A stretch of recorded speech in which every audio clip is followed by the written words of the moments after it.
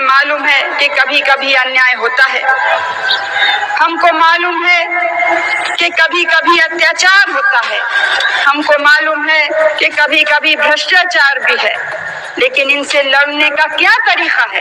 क्या कमजोर सरकार इनसे लड़ सकती है? क्या वो सरकार जिस पे स्वयं हर समय हमला हो रहा है वो गरीबों को सुरक्षित रख सकती है? अल्पसंख्यक के लोगों को बचा सकती है? क्या वो सरकार इस देश का सारी दुनिया में सिर ऊंचा कर सकती? नमस्कार मित्रों, आप सभी का लक्ष्य सरकार यूट्यूब चैनल पे हार्दिक स्वागत एवं अभिनंदन है। आज हम लोग देखेंगे कि किसके कहने पर श्रीमती इंदिरा गांधी, उस समय आयरन लेडी के नाम से मशहूर, जो कि बहुत ही मजबूत स्त्री होने के नाते अपनी हर ओर अपने नाम का डंका बजा चुकी, आखिर उस रात उन्होंने लास्ट कॉल किसको किया था कि जिससे भारत में 21 महीने की इमरजेंसी लग गई, वो भी अनुच्छेद 352 के तहत। आखिर वो किसका निर्णय था, किसकी सलाह पर लिया गया? तो निर्णय था उस समय के तत्कालीन मुख्यमंत्री पश्चिम बंगाल के सिद्धार्थ शंकर रे काल जी से लास्ट कॉल इंदिरा जी की बात हुई और उन्हीं के कहने पर भारत में 25 जून 1975 को इमरजेंसी की घोषणा की। यानी आखिर उनके पास वित्त मंत्री थे, सलाहकार थे। उस समय के वित्त मंत्री जो थे वो थे CR दास। उस समय के जो विदेश मंत्री थे उनसे उन लोगों से कोई चर्चा नहीं। उन्होंने सिर्फ जो सलाह लिया वो पश्चिम बंगाल के मुख्यमंत्री सिद्धार्थ शंकर रे काल, जो 1972 से 77 तक भारतीय राष्ट्रीय कांग्रेस से चुनाव जीतकर वहां के मुख्यमंत्री रहे। सिर्फ उन्हीं के एक निर्णय पर वहां पे इमरजेंसी भारत में 21 महीने की इमरजेंसी लगा। जो इमरजेंसी भारत में लगा वो 25 जून 1975 से 21 मार्च 1977 तक। ये वो काली रात की 25 जून की रात जिस दिन उस समय के तत्कालीन राष्ट्रपति फखरुद्दीन अली अहमद ने तत्कालीन भारत की प्रधानमंत्री इंदिरा गांधी के कहने पर भारतीय संविधान के अनुच्छेद 352 के तहत भारत में 21 महीनों की इमरजेंसी। आखिर इसके पीछे वजह है, आखिर इसके पीछे कारण क्या था? किस कारण से भारत में इमरजेंसी लगा दी गई, जो अपना चारों ओर डंका बिठवा चुकी थी, जिसके एक नारे से चुनाव में 352 सीट आ गई थी। वो सिर्फ एक ही नारा था, गरीबी। एक ही नारे से जिससे पूरा चुनाव का रुख बदल गया था। आखिर उसको क्या हाल पड़ी कि भारत में 21 महीने की इमरजेंसी। सबसे बड़ा कारण है वो ये है कि विपक्ष उस समय बहुत ही मजबूत होता था। उस समय नए नए नेता उभरते जा रहे थे। जैसे उनमें से कुछ नाम मैं आपको बता रहा हूँ, जो है लालू प्रसाद यादव, दूसरा नाम है मुलायम सिंह, और जो सबसे उस समय के चर्चित नाम है वो थे जयप्रकाश नारायण, जो कि सबसे चर्चित नाम था जयप्रकाश नारायण और मोरारजी भाई देसाई। यानी ये जो सबसे प्रचलित या चर्चित नाम दो ही था, जयप्रकाश नारायण और मोरारजी भाई देसाई, जो पूरा जोर शोर से उनके हर कामों में उनका विरोध कर रहे थे। पहले उन्होंने बिहार में विरोध किया, फिर उसके बाद उन्होंने गुजरात में जोर शोर से उनका विरोध करना शुरू किया। आखिर क्या मजबूरी थी? मजबूरी ये भी थी कि उन समय, उन दिनों में 1971 में जो भारत पाकिस्तान का युद्ध हुआ, जो आज पाकिस्तान से अलग होकर बांग्लादेश बना, उसी से भारत में बहुत अकाल पड़ गया, लोग भूखों मरने लगे। 1971 में जो चुनाव हुआ उसमें श्रीमती इंदिरा गांधी जी का एक ही नारा था, वो नारा था गरीबी हटाओ। जो उनका नारा था, प्रचलित नारा था, वो था सबसे प्रचलित नारा गरीबी हटाओ। उसी गरीबी हटाओ के नारे से उनको इंडिया में 352 जनता जो थी उनके नारों से इतनी ज़्यादा उनकी ओर लुभावित हो गई, उनके नारे इतने ज़्यादा पसंद आ गए कि जनता ने उन्हें अपने शरण किया। उसके बाद उनका ग्राफ धीरे धीरे घटता गया। 1971 में हुआ, उसमें भारत को जीत मिली। उससे इतनी नुकसान हो गई कि भारत में अकाल पड़ गया। उससे भारत में खाने के लाले पड़ गए। फिर उसके बाद 1974 में हुए युद्ध चीन से उसने भारत को मार खाया। उससे भारत और कमजोर की स्थिति में धीरे धीरे जा रहा। एक और भारत की ये स्थिति थी वो कमजोर होता जाता, और दूसरी ओर भारत का विपक्ष में जो विपक्ष था भारत का बहुत ही मजबूत होता जाता।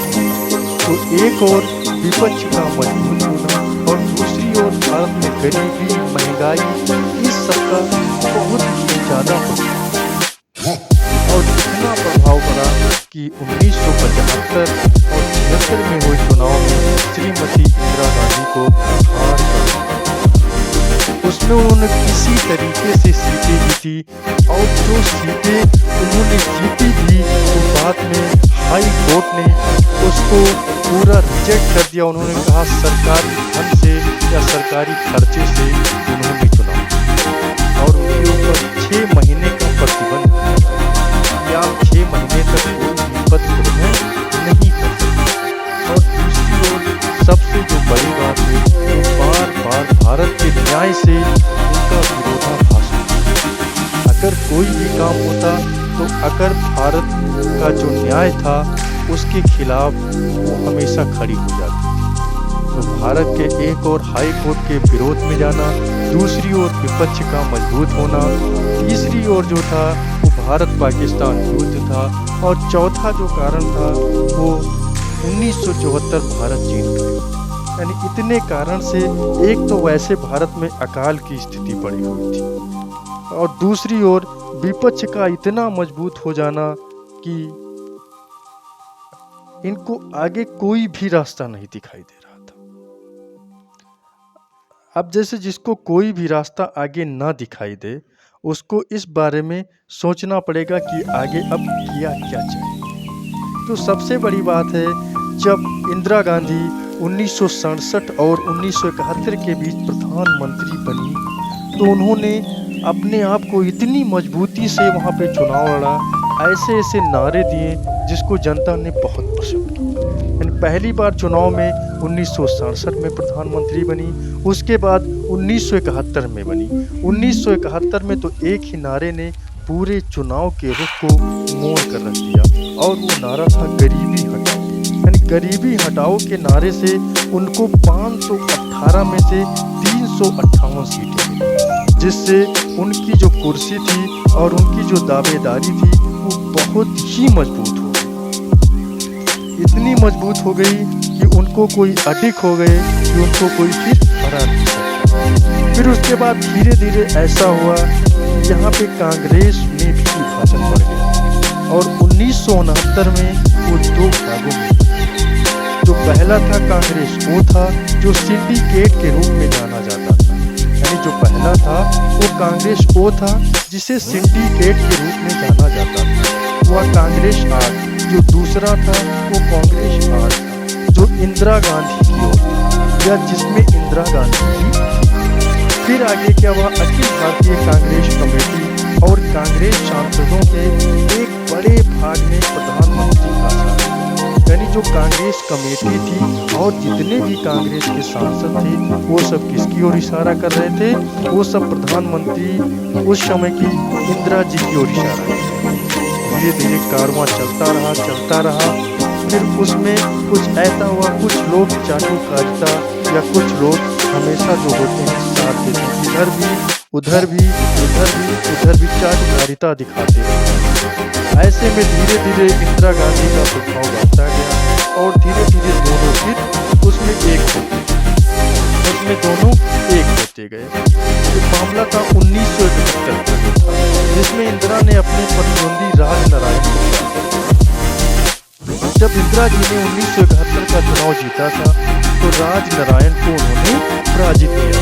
और ये चुनाव, सबसे बड़ी बात यह है कि चुनाव चुनाव परिणाम आने के 4 साल बाद राजनारायण ने कोर्ट में चुनाव परिणाम को चुनौती। उनकी दलील थी कि इंदिरा गांधी ने चुनाव में सरकारी मशीनरी का दुरुपयोग किया और फिर तय सीमा से अधिक पैसे भी खर्च किए थे। ये बाद में ये 1975 में इसका रिजल्ट आया, राजनारायण का रिजल्ट आया, जिससे पता चला, उसमें साबित हुआ कि हाँ, इन्होंने सरकारी मशीनरी का उपयोग किया, जिससे इनकी सारी जो सदस्यता थी वो निरस्त हो गई। और फिर उसके बाद इनके निरस्त होने के बाद फिर इनको 6 महीने तक इनके ऊपर प्रतिबंध भी लगा दिया गया। यानी कोई भी इनका जो पद था वो कोई भी पद ये ग्रहण नहीं कर सकती थी। अब इनके हाथ से सब जा रहा था, धीरे धीरे सब जा रहा। और एक तो इनकी जो सबसे बड़ी गलती थी वो 1969 में राष्ट्रीय बैंकों का एकीकरण करना। इनके जीवन की सबसे बड़ी भूल थी कि जितने भी वहाँ पे बैंक थे उनका राष्ट्रीयकरण करना। इसी से फिर धीरे धीरे मामला उलझता गया, मामला उलझता गया। ये खुद इतनी उलझ गई कि इनके हाथ से एक तो सत्ता जा रही थी, एक तो इनका सम्मान जा रहा था, एक तो धीरे धीरे ये अपना आत्मसम्मान भी खो रही थी। फिर उस रात आई 25 जून 1975। ये वो भी आई रात जब इन्होंने फोन किया पश्चिम बंगाल के तत्कालीन मुख्यमंत्री सिद्धार्थ जी। उन्होंने सीधा बता दिया कि आप 1952 के तहत तत्काल प्रभाव से आप घोषणा कर सकते हैं आपातकाल, जिससे आपका कोई भी नुकसान नहीं होगा। फिर इन्होंने जैसे उनसे बात हुई उसके बाद इन्होंने तत्कालीन भारत के राष्ट्रपति को मना लिया और फिर मनाने के बाद तुरंत इन्होंने थोड़ी भी देर नहीं की और फिर उसके बाद तुरंत इन्होंने 25 जून 1975 में घोषणा कर दी कि आज बहुत काली रात है और आज ही भारत में इमरजेंसी लगाई गई। और उस दिन से शुरुआत होकर भारत में 21 महीनों की इमरजेंसी लगा दी। कितने महीनों की इमरजेंसी लगी? तो भारत में उस दिन 21 महीनों की इमरजेंसी लगा दी। फिर 21 महीने के बाद इमरजेंसी के बाद फिर चुनाव हुआ और फिर उसके बाद जो विरोधी थी पार्टी जयप्रकाश नारायण और मोरारजी भाई जनता दल उसको फिर जीत मिली और उसकी अपनी गठबंधन की सरकार थी। लेकिन सबसे बड़ी बात ये थी 1975 की तपती गर्मी के दौरान अचानक एक निर्णय था और वो निर्णय था राजनीति के क्षेत्र में बहुत बड़ी बेचैनी का निर्णय था। वो ये था कि इलाहाबाद उच्च न्यायालय ने जो राजनारायण जिनको 1971 में इंदिरा गांधी ने राजी किया था, उनकी सुनवाई हुई 1975 में। वो जून का ही महीना था जब उनको ये बेचैनी दिखी, इंदिरा गांधी भी बेचैन हो चुकी थी। उन्हीं के ऊपर इलाहाबाद उच्च न्यायालय ने फैसला दिया कि इन्होंने अपने चुनाव में जितने भी पैसे हैं उस सरकारी पैसों से चुनाव लड़ा और अवैध तरीके से इन्होंने चुनाव जीता। वो 26 जून तभी जैसे इधर चुनाव का वो आया कि मतलब इनके ऊपर ये चुनाव 6 महीने कोई भी पद भी ग्रहण नहीं कर सकती हैं। इन्होंने तुरंत ये उठा के केस इसको सुप्रीम कोर्ट में इसको दायर कर दिया और जैसे सुप्रीम कोर्ट में दायर कर दिया वो 26 जून को ही आपातकाल की घोषणा कर दी। और फिर आपातकाल की घोषणा ऐसे कर दी कि इन्होंने सीधे जितने भी प्रेस प्रिंटिंग थे उन सभी की लाइटें रात को ही कटवा दी। यानी ऐसा कोई प्रेस प्रिंटिंग नहीं था जहां की लाइट ना कटी हो। और जैसे आपातकाल लागू हुआ उस समय आपातकाल लागू होते ही जो मीसा कानून है, आंतरिक सुरक्षा कानून जिसे हम लोग मीसा कहते हैं, मीसा के तहत इसमें बहुत बड़े बड़े नेताओं की भी गिरफ्तारी कर दी गई। यानी उस समय जयप्रकाश नारायण थे जॉर्ज फर्नांडिस थे, घनश्याम तिवारी थे और अटल बिहारी वाजपेयी थे, लाल कृष्ण आडवाणी थे, मुलायम सिंह यादव थे। इन लोगों को मीसा एक्ट के तहत तुरंत जेल में डाल दिया गया। इनको मीसा एक्ट के तहत तुरंत जेल में डाल दिया गया। क्यों? क्योंकि मुख्यमंत्री जी को तो अपनी कुर्सी प्यारी लग रही थी।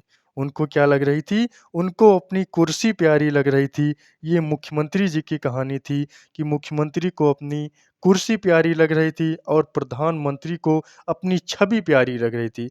कि क्यों? कि उनको पता था, अगर प्रधानमंत्री जी को पता, इंदिरा गांधी जी को पता बहनों था। और भाइयों, न सिर्फ दिल्ली के या वो जो मेरे सामने बैठे हैं, लेकिन लाखों लाखों भारतवासी जो इंसाफ के द्वारा इस समारोह को देख रहे हैं और इस खुशी के दिन हमारे संग शामिल हैं। और साथ ही मैं अपनी आवाज वहां भी पहुंचाना चाहती हूं जो न रेडियो द्वारा, न इनसेट, लेकिन हृदय के द्वारा पहुंचती है, जो लाखों लाखों हिंदुस्तानी भाई और बहन हमारे देश के बाहर रहते हैं।